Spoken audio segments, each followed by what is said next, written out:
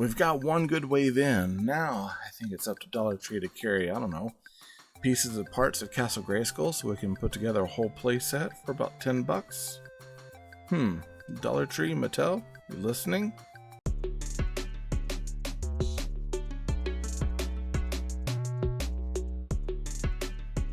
Hello, toy fans. I'm here with a Masters of the Universe toy review this time. I have not done Masters of the Universe in a while. At one point, I was a little mad at Mattel. I've kind of redeemed with them, and I feel like we're on better terms.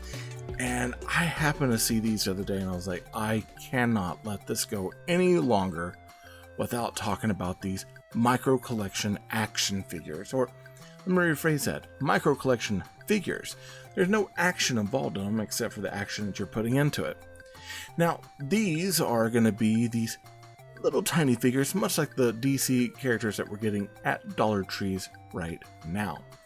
Before we get into that review, if you haven't subscribed, be sure to subscribe. Be sure to hit the bell for notifications so that we can be alerted from anything that comes from me to you. Like this video down below, it helps YouTube know that you like what I'm making, and be sure to comment. I love commenting back with you all. Now, let's get into it, and let's take a look at these wonderful, wonderful toys. Now, out of this wave, we do get 5 figures. We get Orko, Mer-Man, HeMan, Man-at-Arms, and Skeletor. And I believe some of this is based off of the origin figures that have come out over the last couple of years, but I don't think every single one is going to be exactly like that. But they do carry a big vintage look for the most part.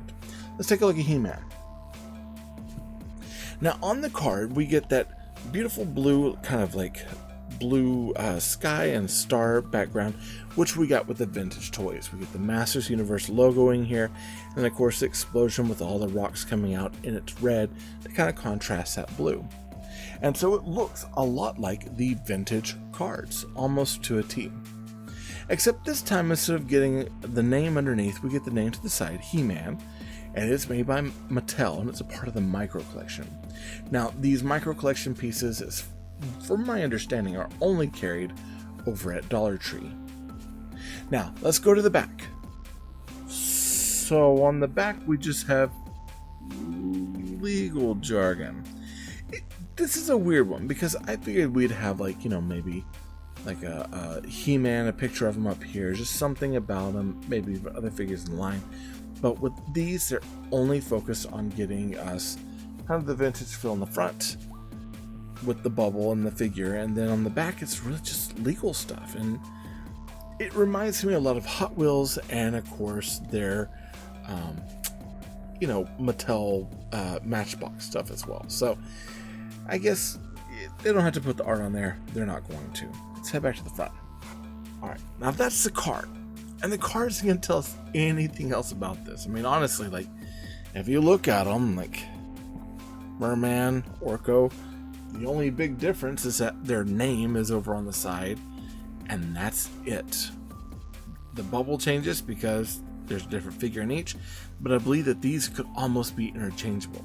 So there's nothing else that this package is going to tell us. We need to get these out and get to playing. And here they are, outside of their package in all their glory. These look incredibly nice, and I figured what we'll do is we'll start actually from right to left. I like to start with the back, guys. Now, Skeletor, one thing that I noticed about him, he's got a very classic look, but he does have that open mouth and the kind of sharper eyebrows. This is more the origin figure itself. So much like how everyone's kind of disappointed with the origin figure and having the open mouth, this one falls in line with that origin figure. Now, I think the paint app on him is incredibly nice. It's got that purple hood, purple armor, the black underwear loincloth, and of course the purple Havoc staff.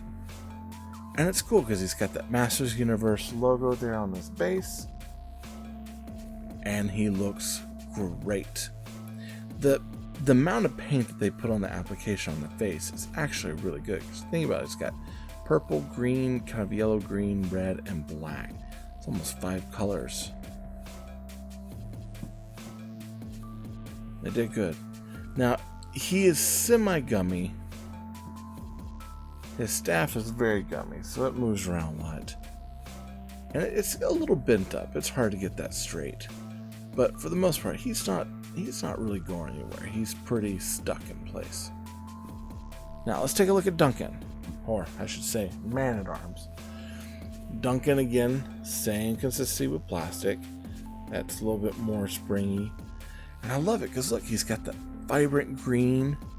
He's got the orange paint application with that blue helmet. A little bit of orange actually on top of the helmet as well. He's got those classic straps on the back, which is nice. One of the things that kind of got me is they painted this piece right here on the inside of his leg, but then we didn't get the paint application on the inside of the arm at either piece. That would have been nice to have these two painted down. But other than that, there's a ton of detail in there. And this one is based off the Origins because look, he's got a mustache. So with the mustache, it indicates Origins because we remember the vintage one had no mustache. Of course, HeMan, the man of the hour for the line, the hero of the cartoon back in the day. He's got a ton of really good paint application and detail. Now, his armor does have that Origin style armor because this actually comes down, connects in the center where you'd put the sword or axe, which this isn't open. You can't put anything in there.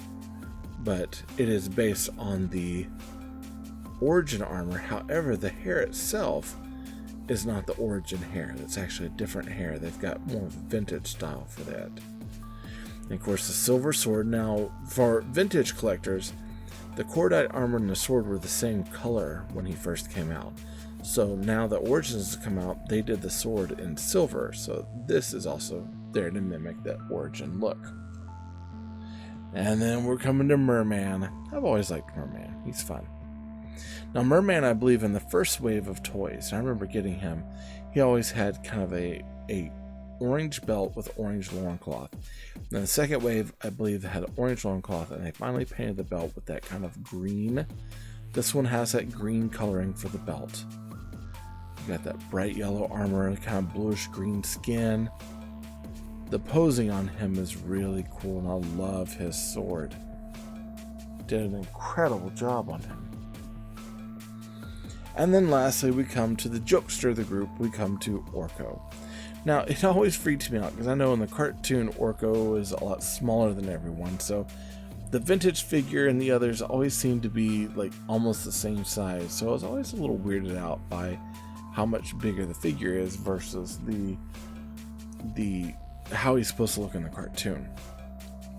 One thing I'd have to say about this Orko, and I really like the Orko a lot, but I kind of wish that the bar here between the stand and him, instead of being in that reddish color, I kind of wish that had been translucent, maybe just a clear, so that way it would have looked more like he was floating instead of being, stuck on a red post or had some sort of leg coming out of him.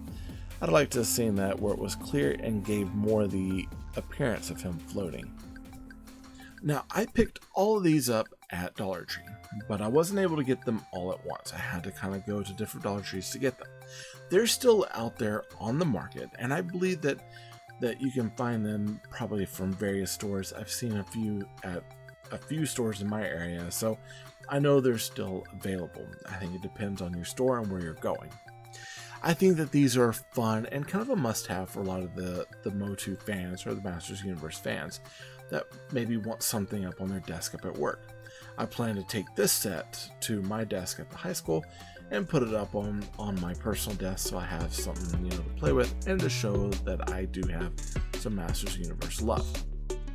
These are available at Dollar Tree, so if you're going out looking for them, good luck with the toy hunt. This episode of Teddy Ray Gun was sponsored by Marvin Dog Media. To learn more about Marvin Dog Media, visit www.marvindogmedia.com. If you liked the video, be sure to hit that like button. Go ahead and subscribe to the channel. Comment down below to let YouTube know that you like what I'm making. And be sure to hit that bell notification so you get updates to future content.